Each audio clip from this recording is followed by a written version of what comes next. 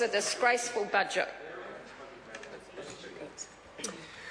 I recognise the honourable member, Dr Paul Hutchison. Thank you, Mr Speaker, for this opportunity to speak on Budget 2013, an excellent budget.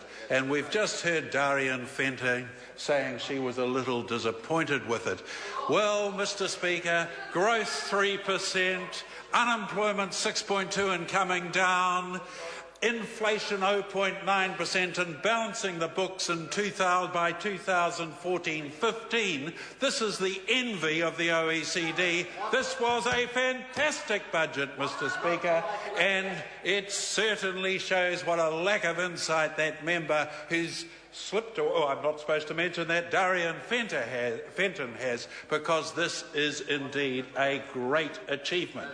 It's a great achievement because of the extraordinary level of prudential financial management to get it through. It's a great achievement because of the history of the global financial crisis, along with the other misfortunes New Zealand suffered, the earthquake, the droughts, and various other factors that have been of concern. And it's a great achievement given that under Labour's spending trajectory, nothing like this would have ever happened. Because if we look at Labour's spending trajectory, if we look at the absolute financial management through those 9 long years, net debt would have exceeded 60% of GDP by the early 2020s. 60% of GDP by the early 2020s.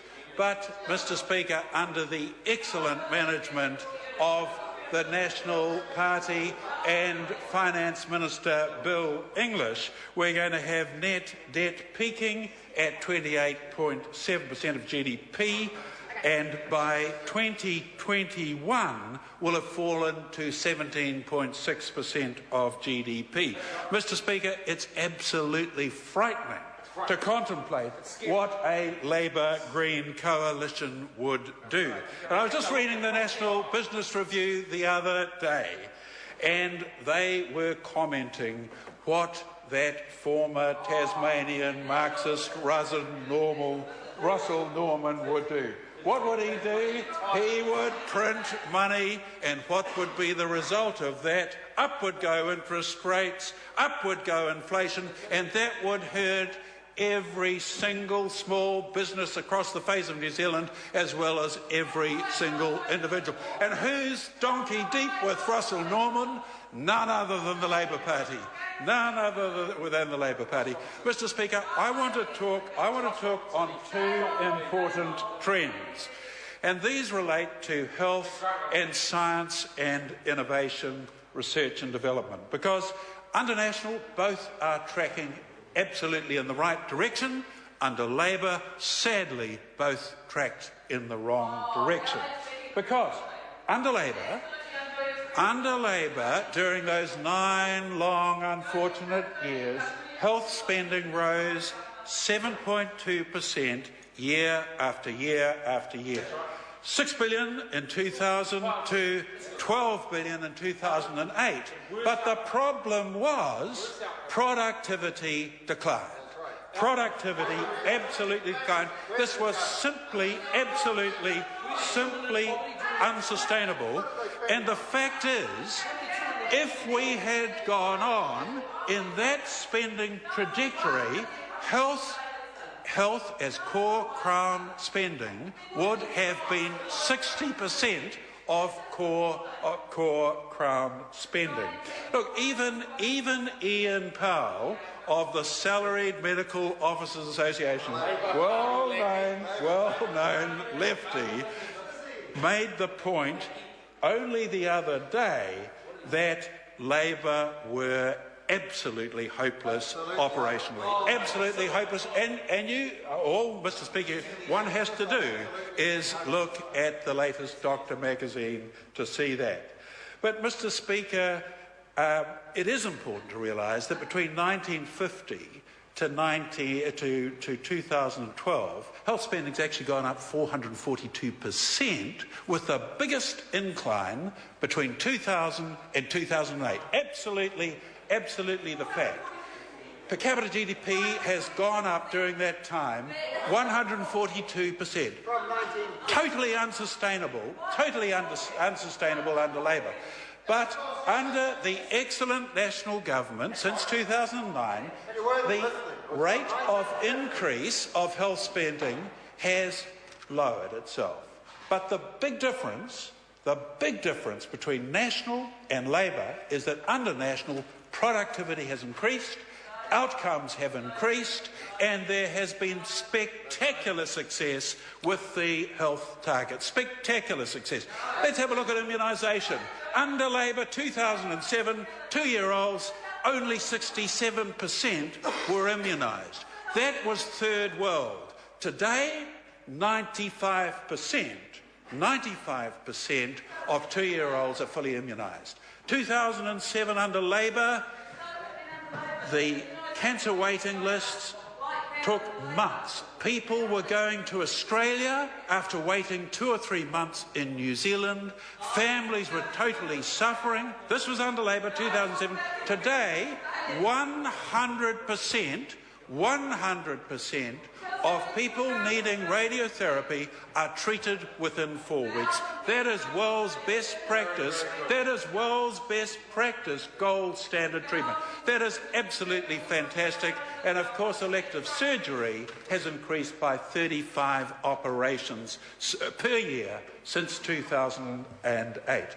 But let's have a look, Mr. Speaker, at the achievement in science, research and development, which is obviously a very vital lever to economic growth. Under Labour, both public and private investment in science R&D as a percentage of GDP remained static. Under National, public investment in science R&D has increased 7% per year, over the last 4 years. National has chosen to invest in a carefully designed grant system which has palpably increased private investment in R&D from a low under Labour of 0.35% of GDP up to about 60% already, and heading towards an aspirational 1%.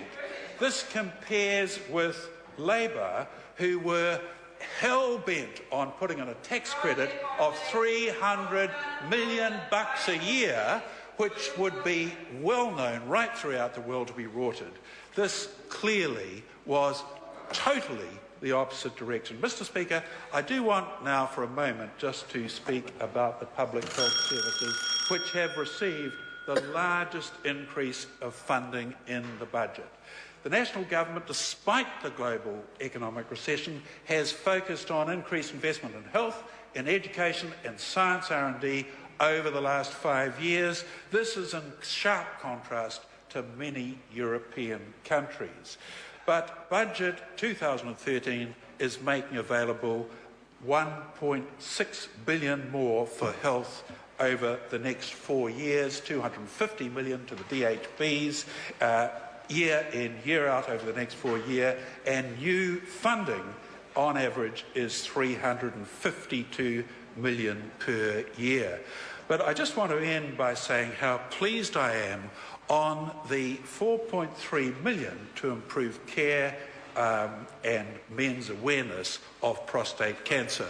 The Health Select Committee carried out an inquiry into early detection and treatment of prostate cancer in 2011-12, and I do want to specifically congratulate Professor Nazy and his colleagues who were in the prostate cancer task force, who worked so well, because for years, when nothing was done and there was huge confusion about this cancer, which affects 3,000 men per year in New Zealand, National has taken up the inquiry, has put it into action, and we now have a quality improvement program relating to the early detection and treatment of prostate cancer in New Zealand. This is a very positive thing. This is a very positive budget, Mr. Speaker. I call the honourable member Richard Prosser. Thank you, Mr. Speaker.